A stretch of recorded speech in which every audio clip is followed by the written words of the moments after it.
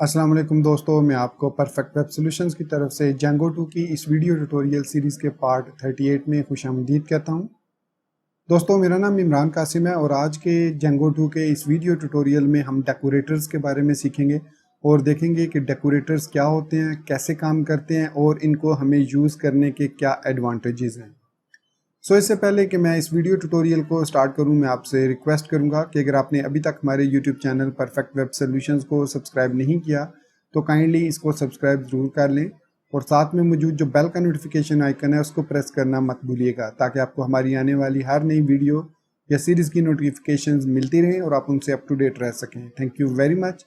तो चलिए शुरू करते हैं आज के इस जेंगो 2 के वीडियो ट्यूटोरियल को।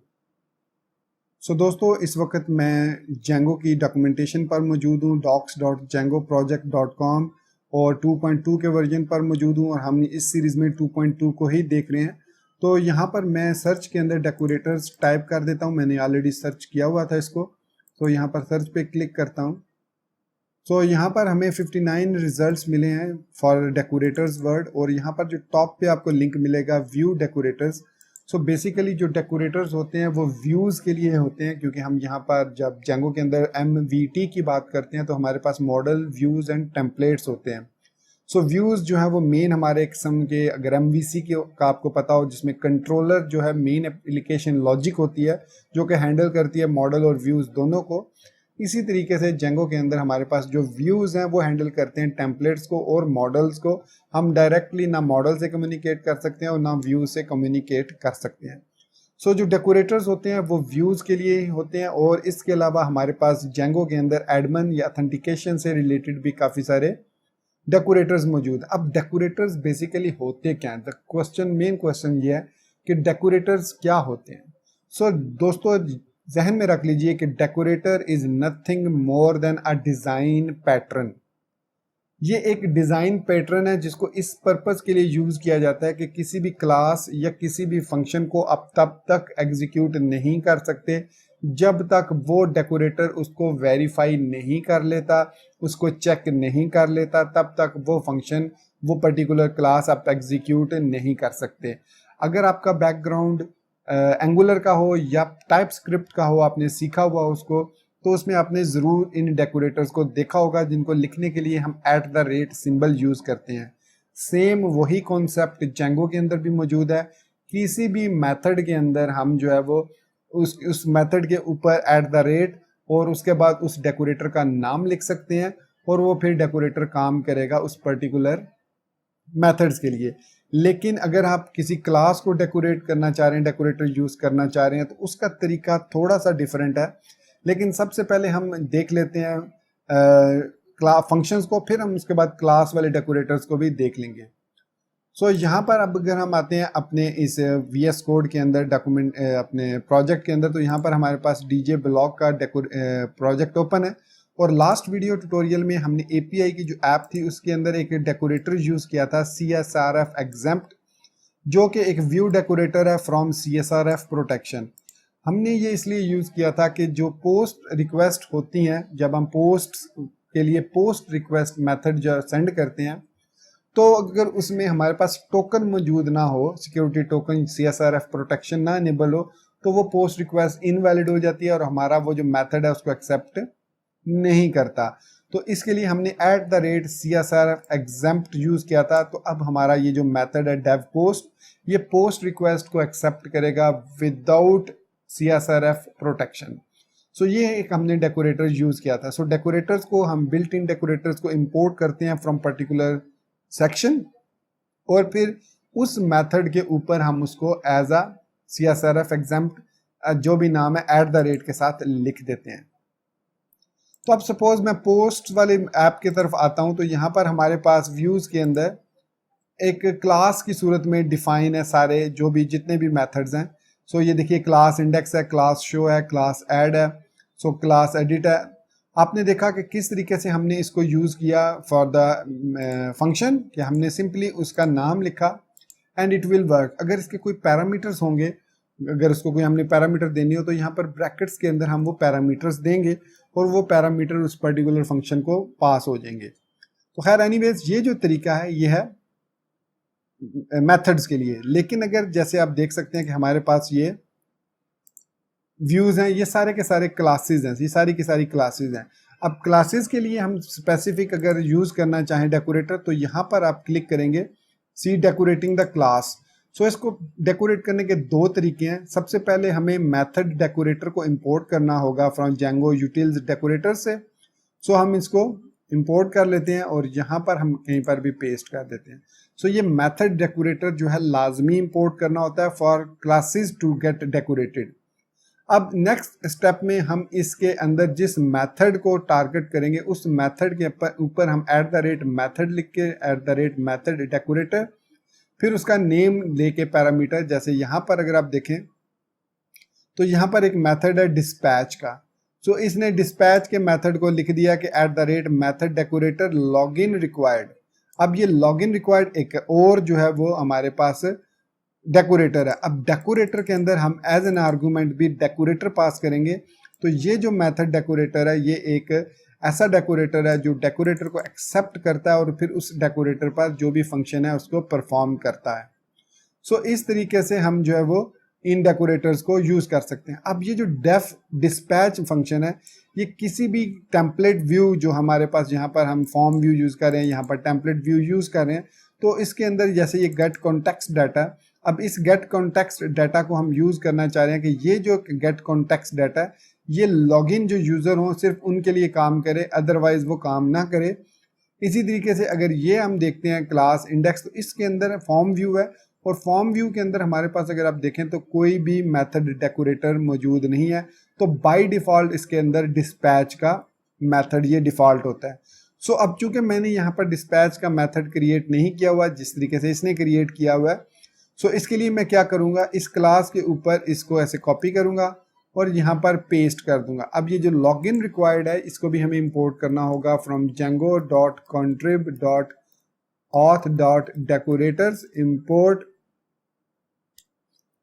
Login required.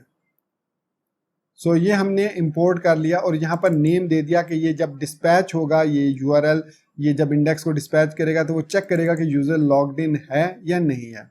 चलिए अब इसको टेस्ट करते हैं।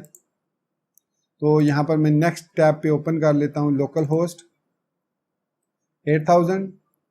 सो यहाँ पर अब हमारे पास आप देख सकते हैं कि यहाँ पर लिस्ट ऑफ पोस्ट आ गई हैं और इसने इस डेकोरेटर ने इसमें लॉगिन रिक्वायर्ड ने आई थिंक इसको यहाँ पर आई थिंक टेम्पलेट है पोस्ट फॉर्म, ये बाय डिफॉल्ट जो है हमारे पास कौन सा यूआरएल में देखते हैं हम। सो शो वाला यूज हो रहा है। सो ऑफ कोर्स हम मैंने माई मिस्टेक। सो इसको हम यूज करेंगे यहाँ पर, इसमें हम यूज करेंगे यहाँ पर ये वाले इस मेथड पे इसको यूज करेंगे। सो टेम्पलेट व्यू के अंदर जहां पर भी हमने टेम्पलेट व्यू के अंदर यूज किया था। सो अब मैं इसको रीलोड करता हूं। सो इसको नेम गेट कॉन्टेक्स्ट डाटा को यूज करेंगे, कॉपी किया। So name gate context data पे हमने इसको अप्लाई किया और यहाँ पर अब मैं इसको जब मैंने रीलोड किया तो उसने कहा wrapped view missing one required positional argument request. So अब वो कह रहा है कि यहाँ पर जो है हमारे पास रिक्वेस्ट मौजूद नहीं है। तो यहाँ पर अगर आप देखें सो यहाँ पर कहीं पर भी रिक्वेस्ट मौजूद नहीं है। डिस्पैच के अंदर सेल्फ है, KW आर्ग्स है और आर्ग्स है। सो इसके अलावा यहाँ पर हमारे पास कहीं पर भी जो ये मौजूद नहीं है। सो इसको काम करना चाहिए था। मेथड डेकोरेटर लॉगिन रिक्वायर्ड हमने सही जगह से इंपोर्ट किया है, ठीक है। सो गेट कॉन्टेक्स्ट डाटा और यहाँ पर हमारे पास आर्ग्स होने चाहिए थे, आर्ग्यूमेंट्स। सो सेल्फ के जरिए हम इसको पास करेंगे ये, और यहाँ पर अब इसको दोबारा गेट करते हैं। सो ये एरर क्यों दे रहा है। सो ये कह रहा है कि wrapped view missing one required positional argument request. वो कह रहा है कि यहाँ पर हमारे पास मेथड डेकोरेटर के साथ रिक्वेस्ट तो नहीं आनी चाहिए।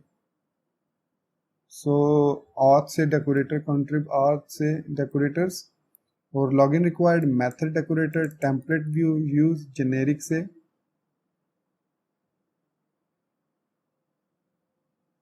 तो ये भी ठीक है।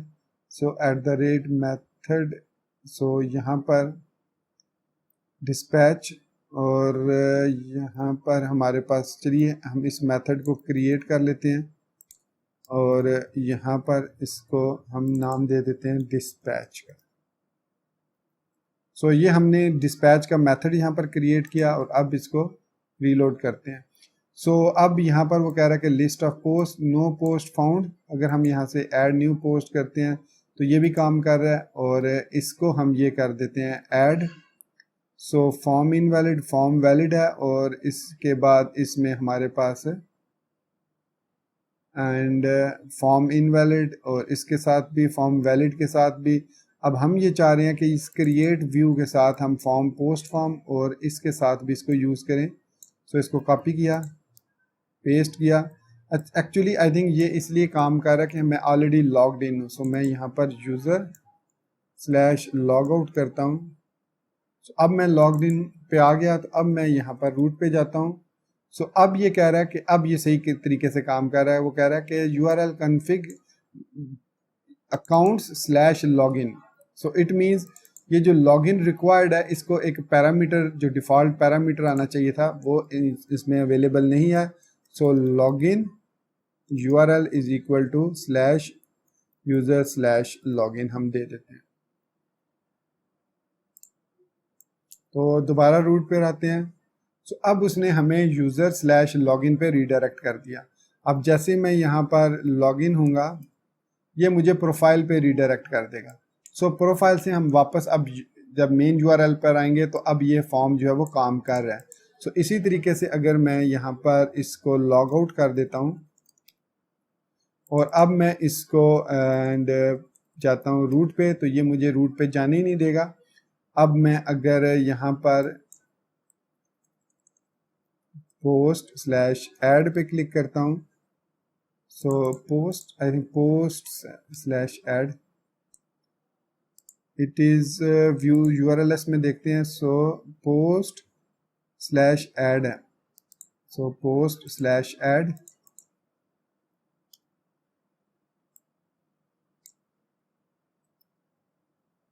सो the URL try to pattern in this, तो पोस्ट नहीं होगा, इसमें ऐड ही होगा फिर।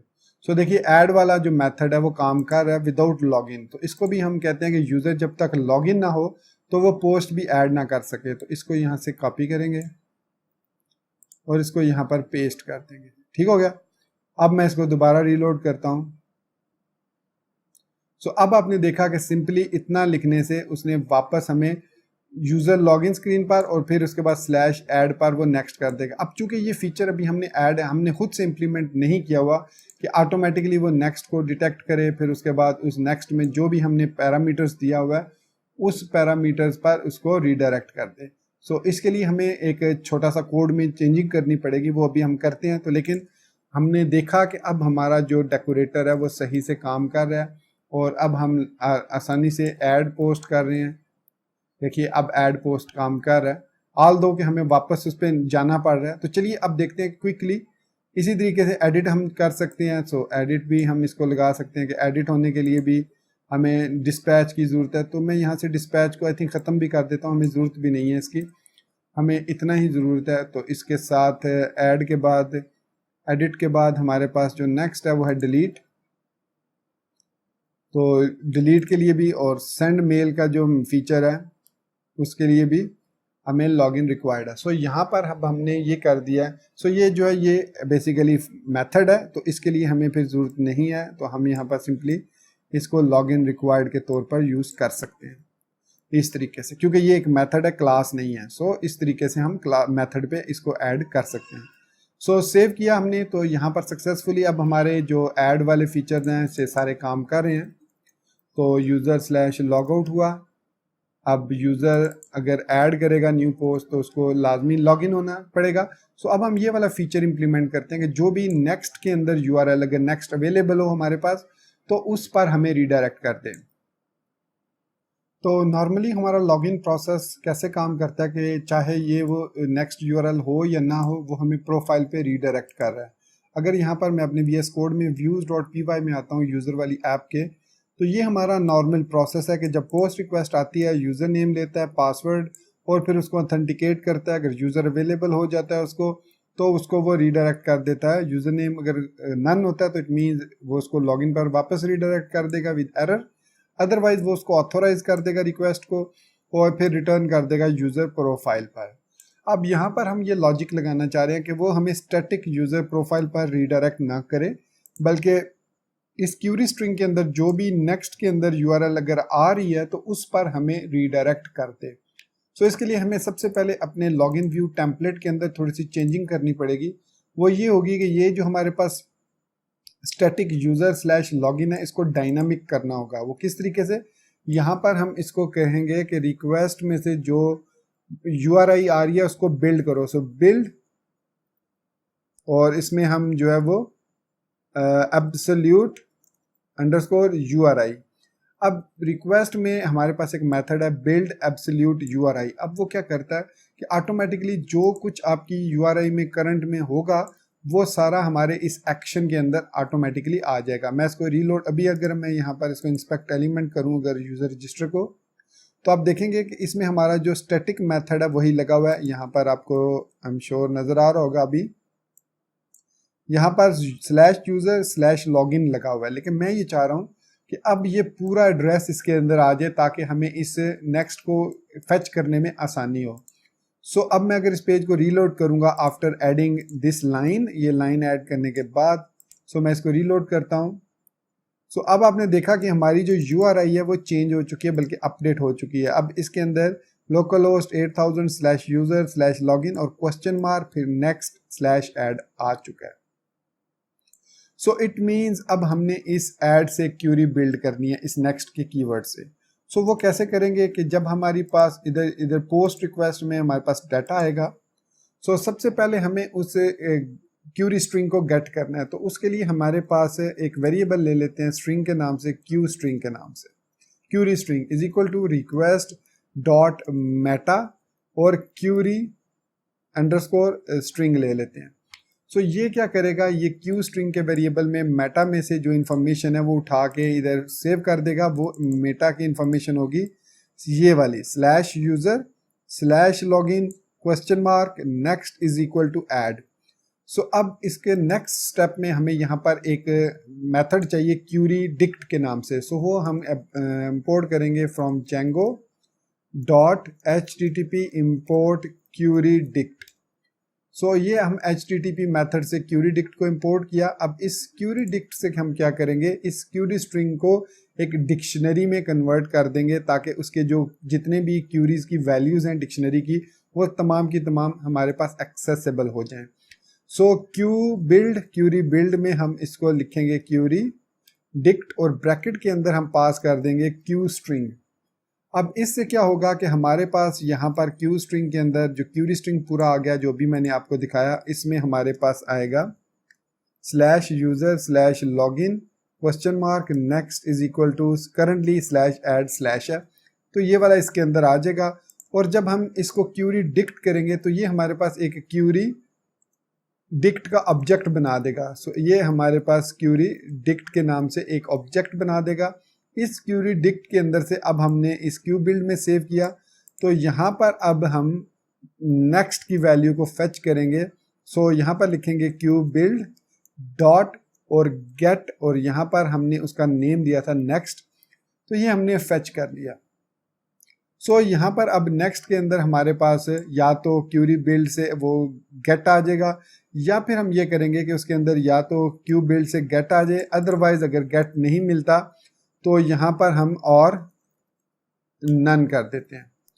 सो इसके अंदर कोई वैल्यू भी आने की ज़रूरत नहीं है। अब यहाँ पर अब हम यहाँ पर सिंपली पास कर देते हैं नेक्स्ट, और सॉरी यहाँ पर हमें स्लैश पास करना होगा रूट पाथ, कि अगर नहीं है तो उसको रूट पाथ पर फॉरवर्ड कर दे, या फिर आप यहाँ पर यूज़र स्लैश प्रोफाइल कर सकते हैं, वट एवर यू लाइक, और यहाँ पर भी हम नेक्स्ट पास कर देंगे। सो अब ये होगा कि सबसे पहले वो क्यूरी स्ट्रिंग को पास करेगा, फिर क्यूरी बिल्ड करेगा डिक्शनरी, और उस डिक्शनरी में से हम नेक्स्ट की वैल्यू उठाएंगे। अगर वो वैल्यू हमें मिल जाती है तो वो नेक्स्ट में आ जाएगी, otherwise slash user slash profile उसमें आ जाएगा। उसके बाद यूज़र ऑथेंटिकेट होगा और फिर रीडायरेक्ट हो जाएगा उस पर्टिकुलर यूआरएल पे, या तो इस पर रीडायरेक्ट होगा या फिर हमारे नेक्स्ट वाली यूआरएल पर। सो वापस हम चलते हैं, इसको एक दफ़ा रीलोड करते हैं दोबारा। हमारे कोड में कोई प्रॉब्लम नहीं है, सर्वर ठीक रन हो रहा है। तो यहाँ पर अब लॉगिन होते हैं अगर हम, तो अब इसको चाहिए कि हमें /add पर ले जाए, मतलब localhost:8000/add पर हमें ये ट्रांसफर करते हैं। चलिए देखते हैं लॉगिन होके। तो जैसे मैं लॉगिन हुआ तो ये देखिए इसने हमें वापस रीडायरेक्ट कर दिया ऐड वाली स्क्रीन पर लॉगिन होने के बाद। सो इट मीन्स हमारा जो ये कोड है ये वर्किंग प्रॉपरली। सो मैं लॉग आउट होता हूँ दोबारा। अब मैं यूजर प्रोफाइल पे जाता हूँ। सो प्रोफाइल पे गया तो इसने मुझे रीडायरेक्ट कर दिया, you need to log in first user profile. So ये लॉगिन पर जा रहा है, तो इट मीन्स यहाँ पर हमारे पास जो यूजर का प्रोफाइल है इसको भी चेंज करना होगा। सो इसमें हम सिंपल लिखेंगे कि यही हमें ये वाली चीज रिटर्न कर दे प्रोफाइल, लेकिन उससे पहले हम यहाँ पर फ्रॉम django.contrib.auth.decorator से इंपोर्ट करेंगे लॉगिन रिक्वायर्ड। सो लॉगिन रिक्वायर्ड आप किसके लिए? प्रोफाइल के लिए। सो प्रोफाइल के लिए @login रिक्वायर्ड, और लॉगिन URL हमारे पास है /user/login। सो इट मीन्स अगर प्रोफाइल को हम एक्सेस करते हैं तो वो चेक करेगा पहले डेकोरेटर कि यूज़र लॉग्ड इन है या नहीं है। सो अगेन हम जाते हैं यहाँ पर user/प्रोफाइल पर, तो ये देखिए उसने हमें रीडायरेक्ट कर दिया user/login पर विद द नेक्स्ट, और ये नेक्स्ट यहाँ पर हमारे जो फॉर्म के एक्शन में भी ऐड हो चुका है। सो एडमिन लिखेंगे, पासवर्ड लिखेंगे और एंटर करेंगे। सो देखिए इसने हमें वापस user/प्रोफाइल पर रीडायरेक्ट कर दिया।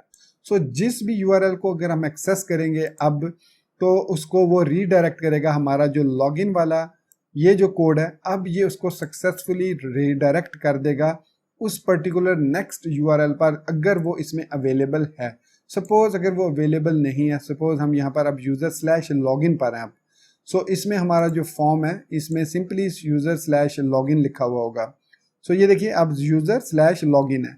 सो इट मीन अगर मैं अब लॉगिन होता हूँ तो क्या अब वो हमें एरर देगा या क्या करेगा? अब उसको चाहिए कि हमें प्रोफाइल पर रीडायरेक्ट कर दे, क्योंकि हमने यहाँ पर /user/प्रोफाइल लगाया हुआ है, अगर वो नेक्स्ट कीवर्ड नहीं मिलता उसको। सो लॉगिन करते हैं। सो ये देखिए दोस्तों इसने हमें user/प्रोफाइल पर रीडायरेक्ट कर दिया है। अगर मैं यहाँ पर / यूज करूंगा और अब मैं लॉगिन करता हूं,